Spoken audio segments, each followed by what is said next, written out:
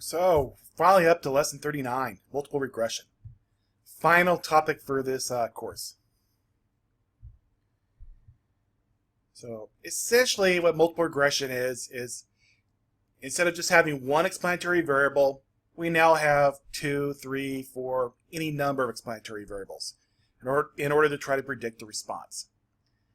So, the principles of simple linear regression lay the foundations for more sophisticated regression methods used in a wide range of challenging settings. Multiple regression extends simple two-variable regression to the case that still has one response, but many different predictors. In this case, instead of just saying x, we'll say x1, x2, x3, or actually, more likely, we'll just give them names. The method is motivated by scenarios where many variables may be simultaneously connected to the output. So for my example, I will go ahead and use Mario Kart as my data set of choice. Specifically, we will consider eBay auctions of a video game called Mario Kart for the Nintendo Wii. The outcome variable of interest is the total price of an auction, which is the highest bid plus the shipping cost. So we want to try to predict what this cost will be given certain predictors. So we will try to determine how the total price is related to each characteristic in an auction while simultaneously controlling for the other variables.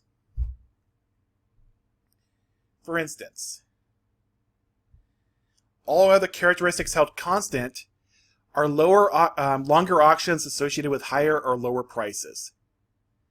And on average, how much more do buyers tend to pay for an additional Wii wheels? Those basically little plastic controllers that help steer in auctions. So can having more wheels in your auction give you more money? And that's what we try to see. Multiple regression will help us answer these and other questions. So the data set itself we're going to be using includes 141 auctions. And you can see for the observations here, again, each row is a different case, so each row represents a different auction. In terms of what the variables mean, you can see kind of the description here. The first variable, that was the response variable, is the price. This is the final auction price plus shipping costs in US dollars. Con new stands for whether or not the game was new. We'll code it as the number 1 represents a new game, 0 would represent a used game. Stock photo is a 2-level categorical variable where 1 if the primary photo used in the auction was a stock photo, and 0 if the photo was unique in that auction. So someone actually got their smartphone and took a picture, or however they got the picture. Duration would be the length of the auction in days, so from 1 to 10. And wheels would be the number of Wii wheels that were included. So could be 0, 1, 2, or any number. Going back a moment, these two, con new and stock photo, these are both coded 0 or 1. These types of variables are called indicator variables. Those are variables that only have values of 0 or 1. It's the way we deal with categorical variables, since technically multiple regression only works for numerical. So we're kind of tweaking this so we're only this two-way categorical was given numbers, and it allows us to do multiple regression with doing that. All right, so for instance, the con new variable takes a value of 1 if the game up for auction is new, 0 if it's used. Using indicator variables in place of category names allows for these variables to be directly used in regression.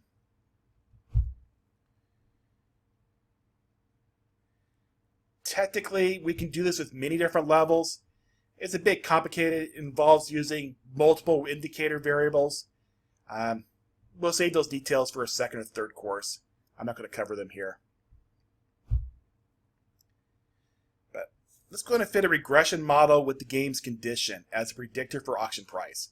So this is a linear regression where we do the price compared to whether or not the game was new.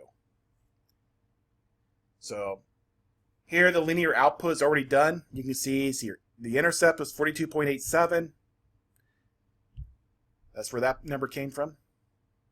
And then the 10.90, that's the slope. So 42.87, that would be if the con new was 0. So that would be, this 42.87 is basically the average price of a used game.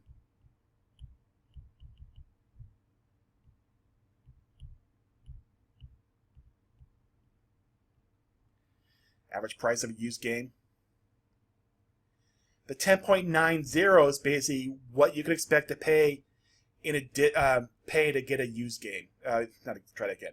The 10.90 is basically the additional amount you can expect to pay on average to buy the game new. So that's the slope.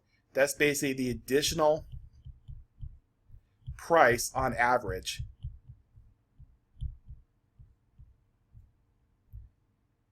for a new game.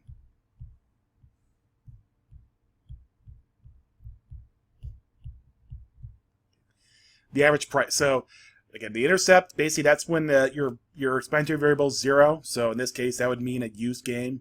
So that's the average price of a used game. 10.90 is what you can expect to pay to get the game new. Now, a scatter plot, this one looks a little odd because, again, we only have x values of 0 and 1, so there's nothing in the middle. So this is a scatter plot. The total auction price against the game's condition is shown here. It takes the value of 1 when the game is new, 0 if the game is used, and the least squares line is also shown. Well, does a linear model seem reasonable? Well, one thing is linear. Well, I mean, I guess so. You really can't tell linear from using just those two x values. So, I guess so. But I mean, certainly you really can't show that it's nonlinear with this. But I guess as good as anything that's linear. Oh, let's see, where was next? The next thing we want to do is normality. So any outliers? Not really. There's a couple values right here that are slightly off, slightly away from everything else. But nah, I mean, not it's for what we have here. We had 141 auctions overall. That's not really that far away, and it's not really something to worry about. So it checks. Constant variability.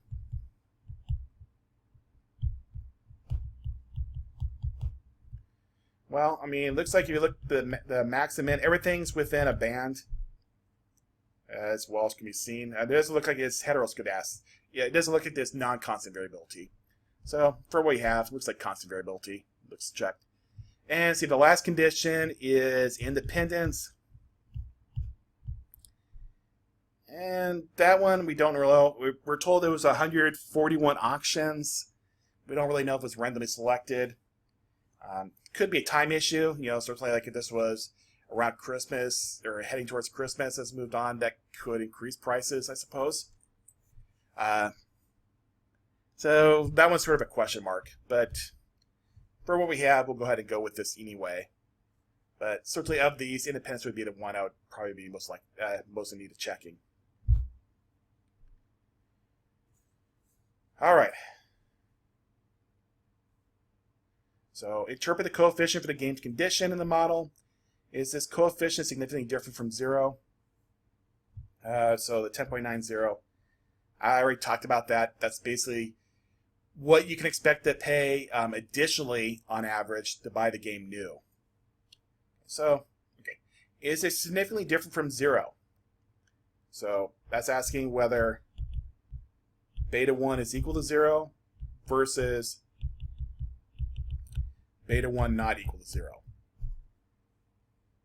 Well, since my p-value is very small, too small to show up in this table, that would mean we would end up rejecting, so yes, it is significant. We reject the null hypothesis. That means that the slope is not 0. We have evidence that the slope is something other than 0. Essentially what that is saying is that you can expect to pay more for a new game than a used game, which not really profound, but that's essentially what this hypothesis is telling me. So again, in terms of the answers, buying a game new added an average of $10.90 to the price of an auction. And again, since the p-value is 0, basically you can expect to pay more for a new game than a used game. All right,